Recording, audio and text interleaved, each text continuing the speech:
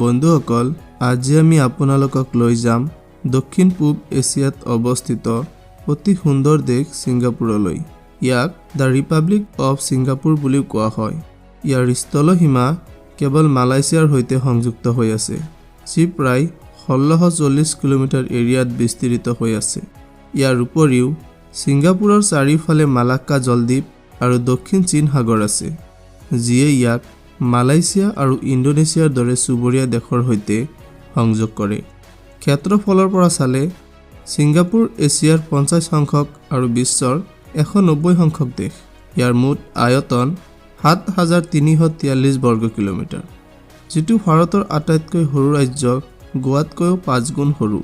এই দেশৰ জনসংখ্যা প্ৰায় 60 লাখ আৰু 100% মানুহে চহৰ অঞ্চলত বাস কৰে, কাৰণ ইয়াত গাঁও বুলি কোনো বস্তু নাই। মাকাও আৰু মনকোৰ পিছত ছিংগাপুৰৰ জনসংখ্যাৰ ঘনত্ব বিশ্বৰ ভিতৰতে সৰ্বাধিক। ইয়াত প্ৰতি বৰ্গ কিলোমিটাৰত 8383 জন লোকে বাস কৰে। লিংগ অনুপাতৰ কথা ক'বলৈ গ'লে ছিংগাপুৰত প্ৰতি 100 গৰাকী মহিলাৰ বিপৰীতে 109 জন পুৰুষ আছে। ছিংগাপুৰৰ ডায়েলিং কোড হৈছে +65। আপুনি জানেনে যে ছিংগাপুৰ এনে এখন দেশ যাৰ কোনো ৰাজধানী নাই? বিশ্বৰ 3খন দেশৰ ভিতৰত ই অন্যতম, যিবোৰক চহৰ ৰাজ্য বুলি কোৱা হয়। অৰ্থাৎ ছিংগাপুৰত একাধিক চহৰ নাই, মাত্ৰ এখন চহৰ আছে। ছিংগাপুৰৰ বাহিৰেও মনাকো আৰু ভেটিকান চহৰকো চহৰ ৰাজ্য বুলি কোৱা হয়।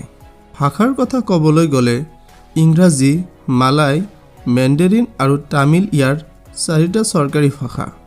দেশখনৰ মুদ্ৰাক ছিংগাপুৰ ডলাৰ বুলি কোৱা হয় আৰু 1 ছিংগাপুৰ ডলাৰৰ মূল্য হৈছে ভাৰতীয় মুদ্ৰাৰ 62 টকাৰ সমান।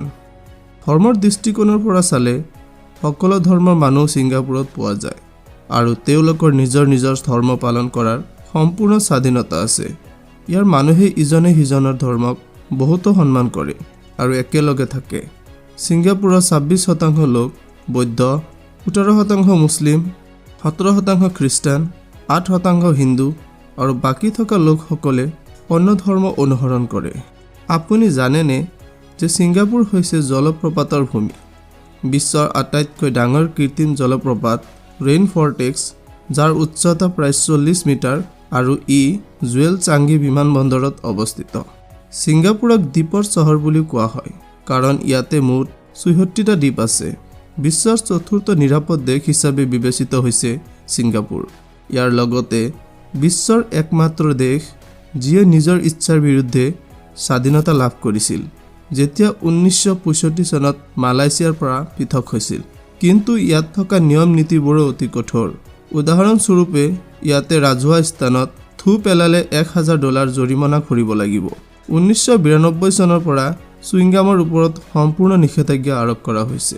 ইয়াত মাজনিশা 12 বজাৰ পৰা পুৱা 6 বজালৈ পাবত মদ খোৱা নিষিদ্ধ আৰু ইয়াৰ উপৰিও পাৰ চৰাই খালে 500 ছিংগাপুৰ ডলাৰৰ জৰিমনা হ'ব পাৰে।